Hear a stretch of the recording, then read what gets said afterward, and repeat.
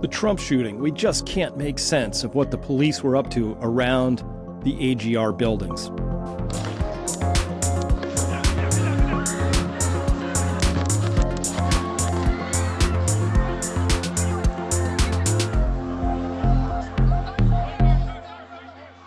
Hello, everyone. Dr. Chris Martenson here with you. We're going to go back into this. It's July 30th, it looks like, and we're going to be delving into the official story of Trump's shooting. Now, it's the reason we're doing this is because there's a complete lack of honest information coming out of the FBI, out of anywhere else officially. So we're just going to cover that a little bit. And we're going to go into the basic questions we have today. There's a lot of unresolved questions. So let's start here. We have to go back to first principles. We got to start rewind because the story just doesn't make sense. If you burrow in too deep, sometimes you get stuck in a track. So let's back up. Let's just take a look. The official narrative really doesn't make any sense. So what are the four possibilities we have to consider here? First is that Crooks was working all alone, managed to thread an unbelievably narrow eye of the security needle, right? There are people everywhere. It's just the clouds parted for just that microsecond, and boy, he just snuck right through the whole thing perfectly, right? That's option one. Option two, Crooks had help from another outsider for planning and staging. So it could be somebody else involved that we don't know about yet. Maybe, he wasn't the mastermind that was able to do it all solo. But we also have to consider that maybe Crooks had help from one or more insiders with threading that needle. That's the lie hop, the let it happen on purpose. Hey, guys, just look the other way for a few seconds. Crooks gets up there, and then that happens. I'm not saying that's what happened. I'm just saying you have to consider all the possibilities until you know what actually happened. We don't know what actually happened. That much is clear. And finally, we have to consider that Crooks was one of two shooters that day. Of course, with the other shooter maybe being a government asset and a pro. This is the MIHOP that made it happen on purpose. So these are our four possibilities. And what we're looking to do is include or exclude evidence that points to one or the other. Now, we've shown before up to this point that there are qualitative and quantitative differences in the sound and also the signature profiles of shots 1 and 3 and 4 and 8. These need to be explained. That much is on the table. The official story is going to have to explain why we hear those differences. And I've got more on that coming up in just a second. We have the Stewart recording, which we got the audio from that. We presented that yesterday. And we also have, say, source 4, which in our terminology is from the west side of the American Glass Research Building 6. And these also sound very, very different. So we've covered that. That's sort of in the can at this point in time. And it turns out that the closest recording devices have distinctly different sounds between those two shot sets, 1 and 3, 4 and 8. Now, they have completely different differences, whether we're at zone 6 there, where the Stewart film was recorded, or we're over there at 3 or 4. So this is all we have to work with is the data we have. They just don't sound the same. So we have to account for that in some fashion or another. But what we're concerned about today is that actually it's the things we're not being told. So do you know? I don't know. Were there any security cameras in the parking lot of the AGR complex? I mean, there's something you go to Google Street View, there's something on the back of the parking lot up high on a pole. It's got power. We can see the power running up to it. So it's unclear what that is. Doesn't look like a light, but there it is.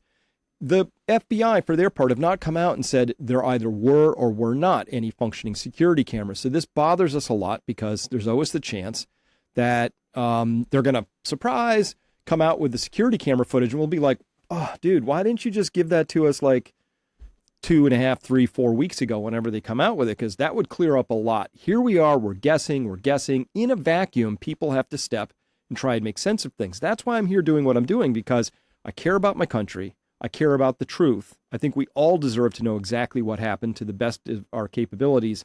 And a lot hinges on the answer, right? Because if it's option 1, 2, 3, or 4, we come up with entirely different conclusions about the kind of trouble we're in and the future we're actually facing. Because if it's 3 or 4, we got some big problems, because those speak to the idea that there is state level support for the action that happened on July 13th in Butler, Pennsylvania against Trump and the spectators who were there as well. Now, we also need to know exactly when and where did the ESU, Beaver County ESU Emergency Services Unit, they had snipers there. We know that one of them took a shot at Crooks. It's even missing from their flash report where they go through the timeline. Look at that. 1812, 612, shots fired. That's it. And then there's just this big old gap. And, 11 minutes later at 1823, we pick up the story again. Like, seems like a relevant detail in your flash report, local Beaver County people, to tell us when you took that shot and also from where. We don't know where or when that shot was taken, and a lot hinges on it because we got all these audio files and we're trying to figure out, is shot 9 from the ESU? Was it a different one? We don't know. Okay. At any rate, I'm getting all this stuff. You can see the links down there. This comes from Grassley at the Senate.gov. Chuck Grassley's been releasing all of this stuff. God bless him. Thank you. Thank you, Chuck. Now, what else are we not being told? One of the other Grassley documents down here, and I'm going to have to go over this with Pro, who understands this better than I do. So where is the questioning, excuse me, in statements by the Secret Service? Oops, that should say SAIC, not SIAC. Typo. My apologies. That's the special agent in charge. Special agent in charge, or equivalent. Who was making the fateful decision that day to place those 2 sniper teams, which we know from this document, they call them Hercules 1 and Hercules 2. Secret Service, it's so masculine. Hercules, right? Good snipers and everything, but let me get my drawing tool out, or my laser pointer, so we can... Hercules 1 and 2 are put right here on these 2 buildings. These would be the 2 red barns. But how is it possible that this thing right here, this is the AGR complex, they've outlined in their pre-planning document 7 places that they call sectors of importance and per orders of importance. Sector 1, the main stage and audience. Sector 2, the cow barns. That's where they were located, those shooters. 3, the entrance to the event. 4 is the pond. Somehow the pond is like an important place to cover here.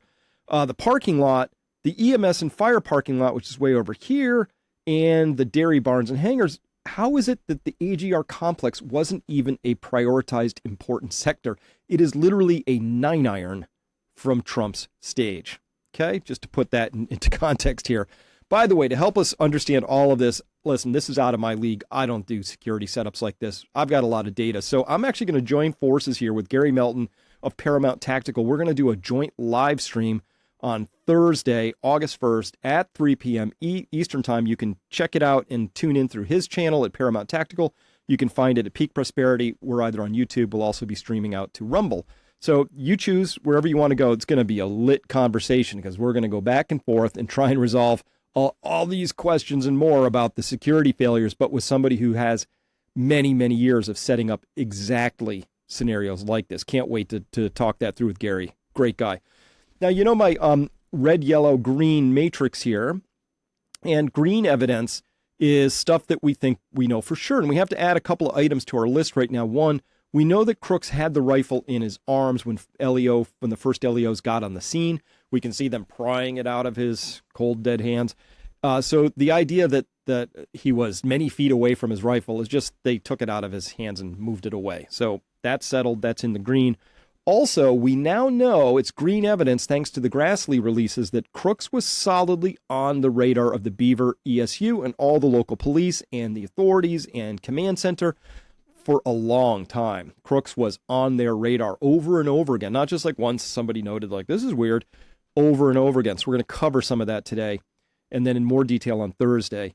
And then we're going to work on, these items next. We got some conflicting things, but also because of the Stewart film, we can now say conclusively, red material, the idea that shots came from any of the lower windows in Building 6, we can rule that out now because they all look intact. We can see glares and reflections both before, during, and after, and there just doesn't seem to be any question about that. So that's been moved there until we get some other evidence.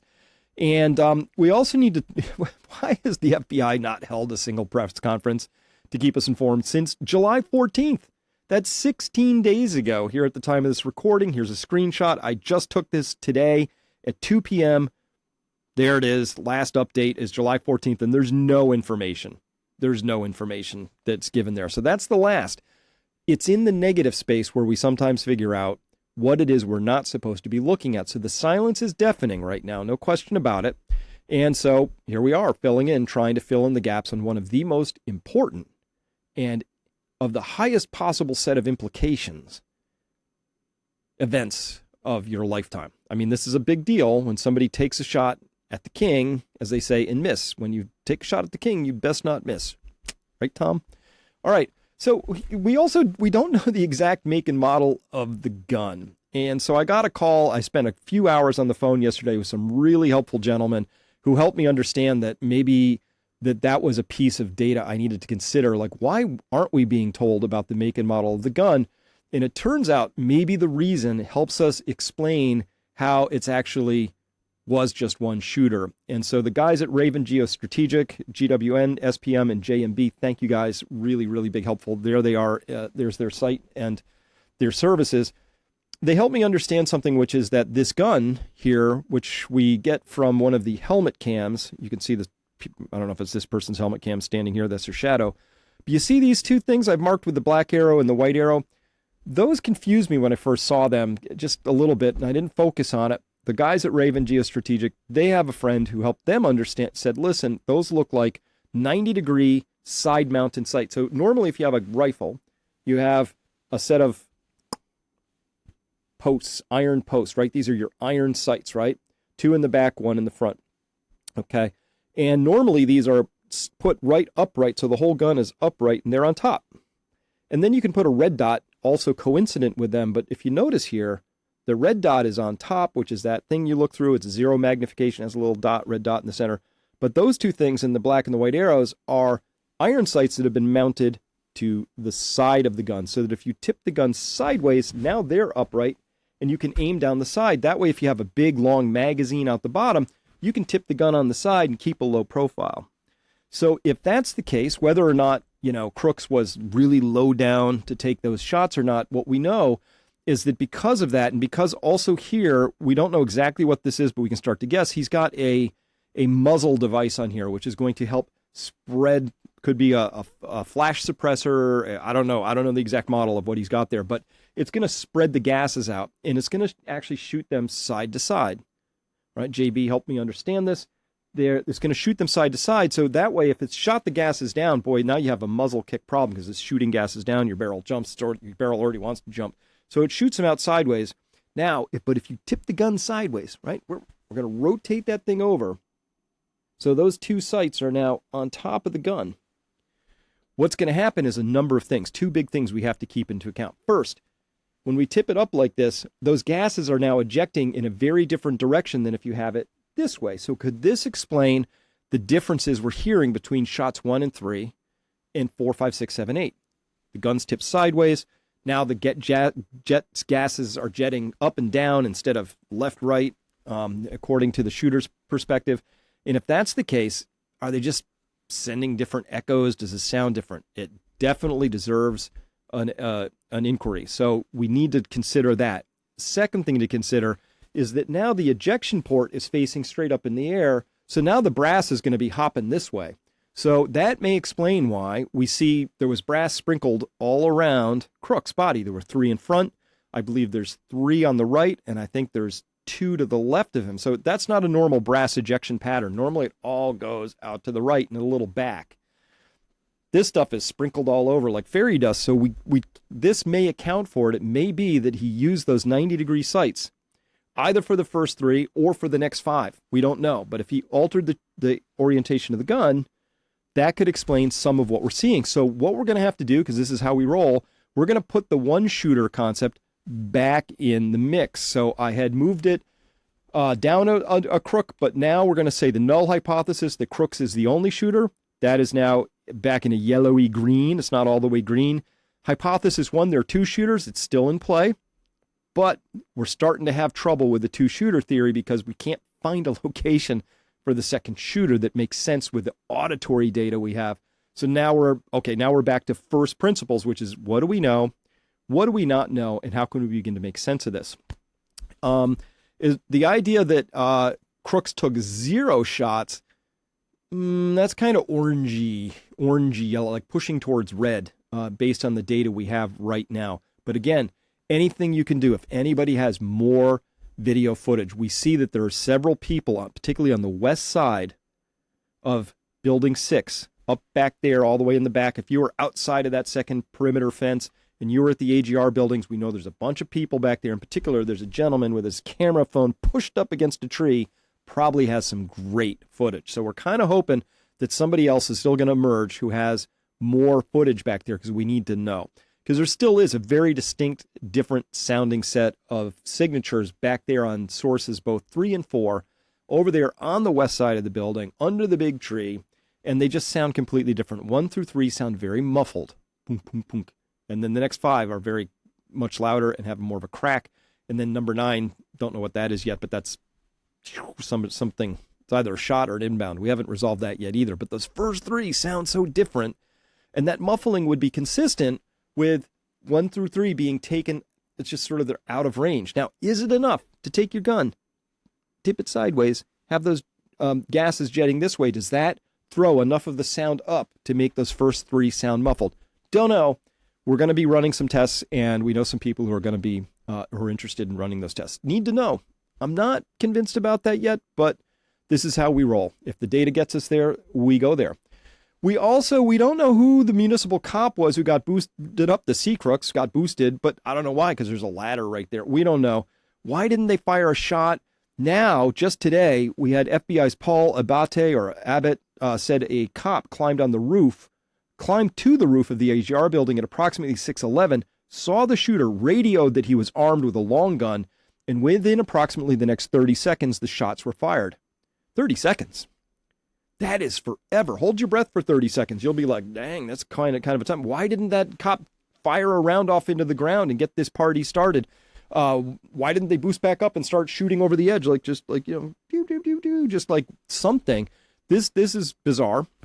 This doesn't make sense. And as I'll be covering with Gary on Thursday, we have the rules of engagement that the municipal and the Beaver County ESU and the Washington, all of the Pennsylvania assets, they had rules of engagement. We know what they are now. And by the way, they are fully allowed to use lethal force if necessary, given the circumstances. So we'll cover that. And Gary, I'm sure, will give you a lot more nuanced detail around that. And I can't wait. Me too. I can't wait to hear that. And also, but why wasn't an ESU sniper team on Building 6 in the first place? Because they were supposed to be. It's on the plan. They're on the roof. That's where they're supposed to be. And they weren't. So we have questions. Who made these decisions? And who exactly told the ESU teams that they didn't have to? Don't bother being on the roof. Just, go into that other room. So we have some questions. And finally, another big question. How did crooks get up on the roof at all? Right? Because there are ways fairly easily to climb onto that building complex at American Glass. So they're in Butler. So I think that obviously, if you're in charge of the facility, you have people stationed at the most obvious access points, right? Just to make sure nobody's climbing up there, whether it's drunk teenagers. You wouldn't even if you're not thinking, oh, hey, there's a sniper's going to, climb up on this AC unit or on this Craftsman plastic garagey thing.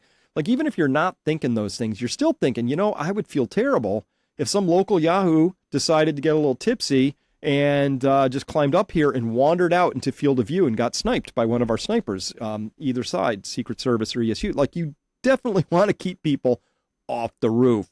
So to that point, when we go to Grassley's materials, we find out that they're just in the Butler ESU Washington Regional SWAT, just within those 2 units, we have 34 people who were on detail that day. Here we are, 7/13/2024. Here they are, 34, and this doesn't include the municipal cops, and I don't have the state police yet. So we have more assets. So we have at least 34 people. I'm going to guess closer to 45 people, just a guess, whose job it is to make sure that nobody gets up on this roof, right? This is their whole details, to make sure that this happens with some traffic duty to the municipals. But this is it. Now, this is just 7 minutes before the shooting. This is from the flash after action report by the local Butler County folks. They say here at 18:05, so that's 6:05. We know that at 6:12, the shooting starts. So just 7 minutes before the shooting, here's their situation that they understood. They understood there was a bicycle and a backpack over here under this tree. They understand that the suspect was noted at a picnic table here. They say that the direction and travel of the suspect was this way. And oh, by the way, they're now starting to coalesce around the idea that he might have climbed up this AC unit over here, which would put his travel to here. But they are also putting a Butler County sniper and a BC ESU sniper in this building. But later, as you'll see, obscenely, they are claiming that their field of view prevented them from seeing this roof, which is obviously flawed, and they're going to have to amend this report because we've seen Eli Crooks and other people shooting out of that exact window complex, and you have perfect oversight of the Crooks position. So there's a little confusion who was where, so we have to resolve that. So our first question today is, what were the police and Secret Service actually doing at the AGR buildings while Crooks was bear crawling up to the roof, as we now understand it? So let's look at this now. What we have here is the Stewart film. I asked Barry on our team. He has now stabilized it, so you're going to see these edges wobbling around. And unfortunately, the stabilization makes the red overlays that at real DJ Stewart 724 put on there totally fine. I get that. No complaints, but it's going to be bouncing around. But you either have to accept the red lettering to be stable or the rest of the view to be stable. So we selected the rest of the view. Let's just watch here. This is going to take us from the last shot. We call that shot 10 and stabilized. And we'll just watch this together. Then we're going to break it down. So shot 10 has happened. We're now 4 seconds afterwards. And we're watching. Who's where, what's going on. So glad we have this film. So glad. Answers a lot of questions.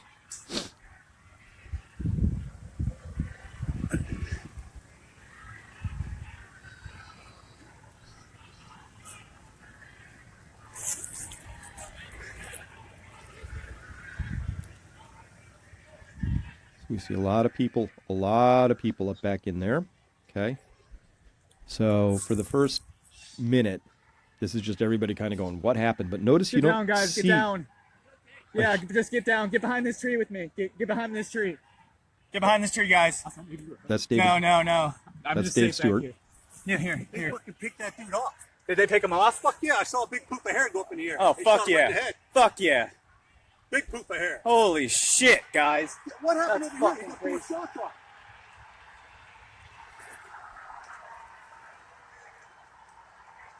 Are you fucking shitting me? This is fucking crazy, dude. I can't believe Dude, I got all... national fucking news. I can't believe I got all that on camera, dude. I was in the middle of it. One Muni cop walking. Headshot. Or is that Stady? Kill confirmed, Looks he like a said. Muni. He said kill confirmed. He said kill confirmed.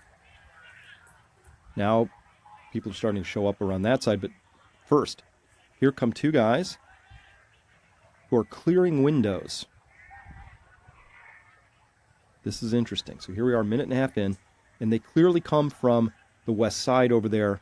There's another character just entering. Don't worry, I'll give you stills of all this. We'll make sense of it.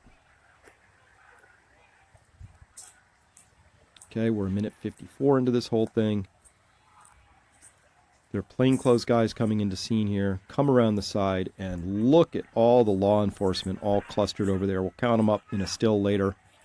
This is a very significant gentleman here coming up who's bald right there. Look at everybody. They're piling up. He was on the roof. Pallets, and they're standing on that little, I don't know, it's like a cabinet of some kind. We got all kinds of different personnel here. Munis, Stadies, Washington County SWAT, ESU, tactical response teams. We've got all kinds of assets here. All right. This is such significant film. We're going to be able to tell so much of this. So I just wanted us all to see it together, and then we'll pick it apart. Okay. That's a fun little moment. We'll get One to that. seriously injured. I just heard on that cop's radio.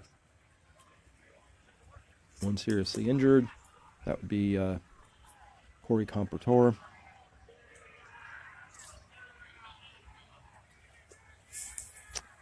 And here's our first view of Secret Service red shirt guy coming in. There he is, jogging into view. And we are now just 3 minutes past the shooting. So don't see anybody on the roof yet. Up there.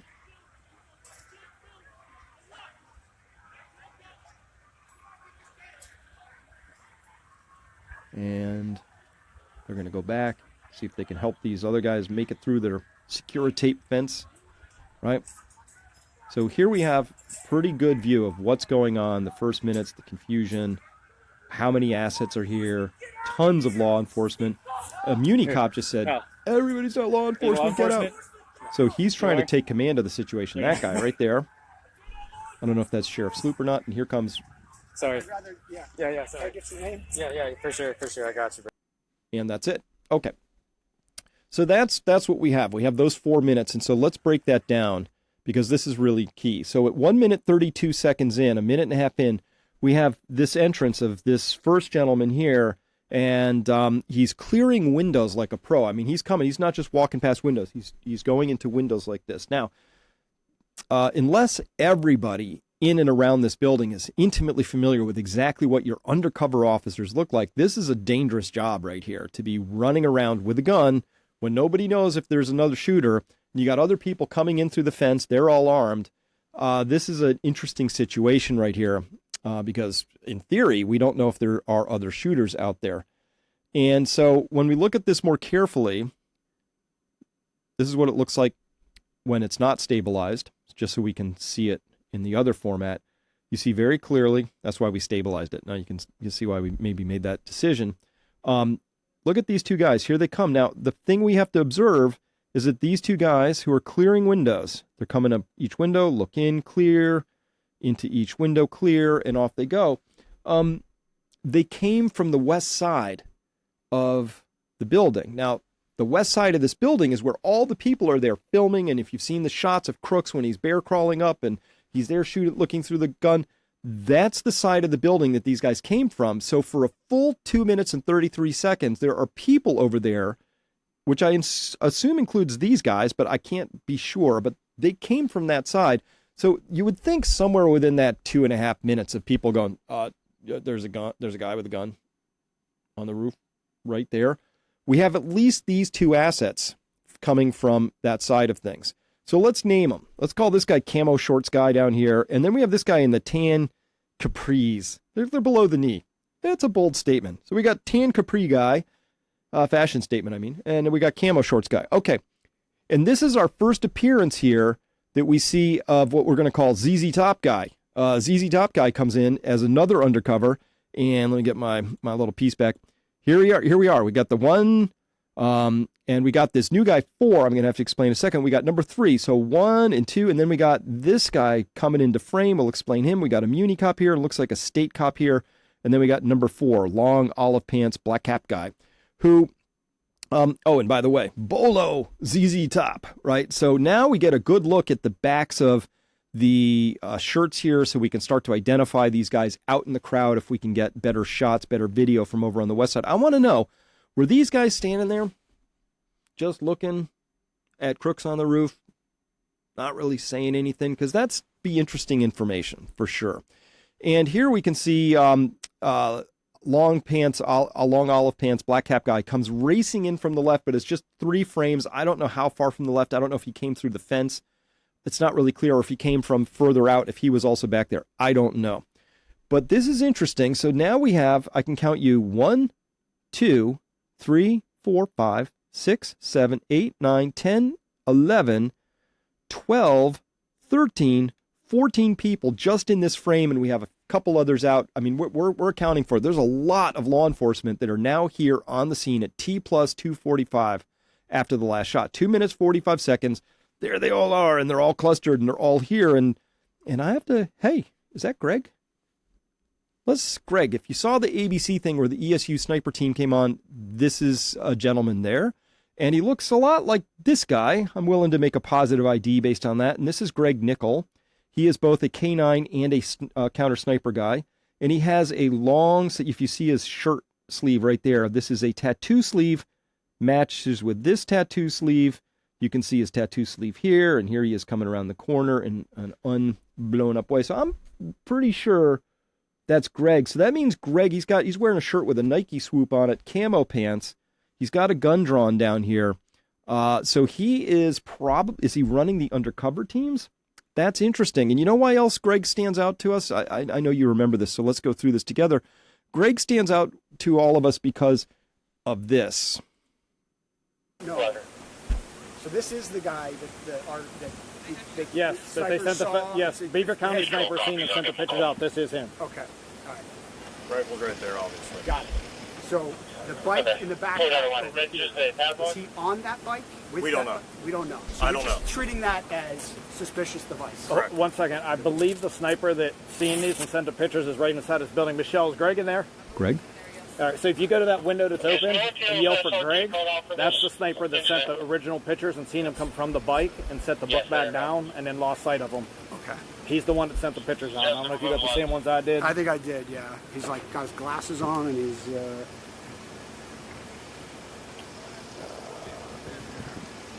So we had the picture of that. I got that. And then this is his bike with the stuff. And our sniper seen him walking away from that, I believe. Okay. But he would be right inside that window. He's the one that physically seen this, sent the pictures, and called it out. Okay. So, and we have somebody detained, correct? That I don't know. Detained on this side. Our guy that was just up here told me that there's a guy detained who's the owner of the bike. And I said, no, I think that's the owner of the bike. All right, so they're a little confused about that. I believe the guy who's detained might have been Dave Stewart, who shot this stuff, because I know he got detained for sure. So that unclear. And by the way, this is at 19:09, so 7:09. So we're almost a full hour after the shooting. But this was really stood out to me when I heard it, because they're like, "Oh yeah, you got to go talk to Greg. Greg was the guy who took the pictures. And oh, by the way, just go yell in that window." Right? And just yell for Greg. Just go through that. Just walk over to the building, to that open window. Hey, Greg, right? And then Greg will stick his head out and like, hey, right? So this is really important. And it's important. And we're going to get to this specifically on Thursday in the live cast, because it turns out that when I said threaded the security needle, it turns out that that building over there that you're talking about, that Greg was in over there, that 2-story building with perfect overwatch of the shooting spot down here, it turns out that not one, but both of the guys who were stationed up there, one of them went out to look for crooks, but I don't understand. I'm confused. Why wouldn't you just like phone it in? Like, you've got obviously security person, you got people everywhere. It's crawling with police down there. I don't understand why you would leave your post to say, oh, I got to go look for this guy or help look for this guy. Just call it in. You got undercover guys out there. You got uniformed people out there. You got emergency response people. You've got snipers. You got all kinds of emergency service unit. You got a lot of assets on the ground. So he leaves, and then the story is he left, but he got locked out. Is the story we're going with here? According to Benny Johnson, first reported that, but I've seen that elsewhere now. And so presumably Greg then had to go down and let him in, and that was right at 6:11. Goes down, and then the shots ring out at 6:12. So for that tiny little moment of time, when the roof is completely unguarded, is when crooks allegedly got up on the roof, came across, bear crawled up, and nobody was watching because they were down letting each other in or something. That's the story. It's kind of hard to swallow. I don't know how to make sense of that. Now, sometimes weird things happen. That's true. But we're going to have to dig into this one more until we can finally account for where was everybody and why and who made what decisions. There's a lot to talk about here, obviously. And by the way, there's Greg Nickel just on the Beaver County salaries. There's the link. You can go. You can find everybody. This isn't to dox people. It's just to confirm that, yeah, he, as of currently, there was a guy named that working there. So this is fascinating, too, because you see everybody's over on the side there, and they're all like stacking pallets. And one cop apparently fell off of something and cut his hand pretty badly on the roof. That then led him to go into the bathroom, where he bled all over the bathroom, and then left to go get the hand taken care of. Another law enforcement personnel type comes into the bathroom, goes blood, and then there was this huge panic for a while because they thought another suspect was at large who bled all over the bathroom and that maybe something. So anyway, so there was a big panic for a while until that settled down, and it was revealed that somebody fell and cut their hand. Now, I don't have that incident on this recording here, but a good guess would be that that would be somebody who was trying to climb up on the old Craftsman plastic, I don't know what you would call that. It's like a bin of some kind. And then they're stacking just pallets on there, and then they scrambling up, and something didn't work out. And there's a broken chair over there we can see in a later picture. So all of that's going on. And then finally, I like it that we watch Capri Pants guy runs over right to there where that arrow is. As soon as we come back, we'll see this. There goes Capri guy. Runs in. talks to a municipal cop, says, "Oh, hey, dude, why don't we just, hey, there's a ladder here, guys." And then One seriously injured. I just heard on that. look at all the cops. Now they're like, "Oh yeah, hey, let's use the ladder behind the trees here." I don't know what's going on. So anyway, that's that piece. And of course, we see number one, ZZ Top Guy, but there's a lot of assets here. So this is kind of interesting. So yeah, there was a ladder there that they didn't use. And then of course we saw the red tie Secret Service guy who was there talking to whoever that was on helmet cam, talking about Greg, the sniper, right? And this is also about the same time, right at this moment here at T 4 minutes in, where we see this gentleman down here, looks like a Muni cop or maybe local sheriff. I can't identify. Authoritatively shout, "If you're not law enforcement, get out of here." So this is the first person attempting to exert what I'll call scene control. 4 minutes in, finally saying, "If you're not law enforcement, beat it." Okay. So this leads to a lot of questions. We have so many questions now. And the first question would be, look, if there was a minimum of 3 undercover people on the west side of Building 6, why weren't they engaging crooks? And why weren't they at a minimum informing people that crooks was there? Second, why weren't they notifying all the confused cops about where he was? Because earlier in the Stewart film, you can see all these cops, guns drawn, walking all around, looking up at the top of the building. And it would have been great if somebody keyed into their little like Secura mic there on their undercover thing. Go, "Hey, dude, you can totally see him on the building roof here. Just come on to the side. In fact, you can shoot him from here. Like, come on over." Or why didn't they break cover? I don't understand, because there were so many people standing there going, "He's right there." So it's a little confusing. I would love to know more about why we had so many assets, including undercover assets, on that side of the building and nothing happened. So questions? And we want to know why the flash report is so out of sync with the Stewart video. We have a lot of questions. We can break this down later. There's just so many things that are inconsistent between what we know and what's in there. And we have no reporting still of the shot taken by ESU from where. We now looking at the pre-staging reports. There were a Washington County SWAT team and also an ESU sniper who were all the way on the far side of the facility, hundreds of yards away. So maybe that's the shot they're talking about. I don't know. We're going to have to work this out and resolve it. As well, how is it possible for so many LEO and civilians to be aware of the danger, but not the Secret Service? I mean, at one point in the Stewart video, you can see this whole group, there's like a dozen people, I'll have to count, and they're not facing Trump. They drove from who knows how far away. It's all exciting. Trump is on the stage. They're not facing Trump. They're facing the other way. They're all facing the building where the shots are about to come from. How is it possible to have so many people aware of the danger, but not Secret Service? How is it then that Trump is left on the stage until after the shots rang out? So those are the questions. We're going to seek to be resolving those as we go forward. I just thought it was time. We have to burrow into Crooks's movements coming forward. We're going to burrow into the ballistics because at least we have a couple of shots. We're pretty sure we know exactly where they went in that first 3-shot string. Also, we have that one shot in the middle of the 5-shot string because unfortunately that one went into Corey Compouture. So we have at least 3 of the shots out of 8. We can pretty reasonably articulate where they went, but we have more data around some of that too. So we're going to do the shots, etc. So we got to dig in. We got to keep going because you deserve the answers. I deserve the answers. We all deserve the answers. We need to know what happened. The truth is going to set us free. We need to get our country back from the people who would be either this incompetent or this malignant or both.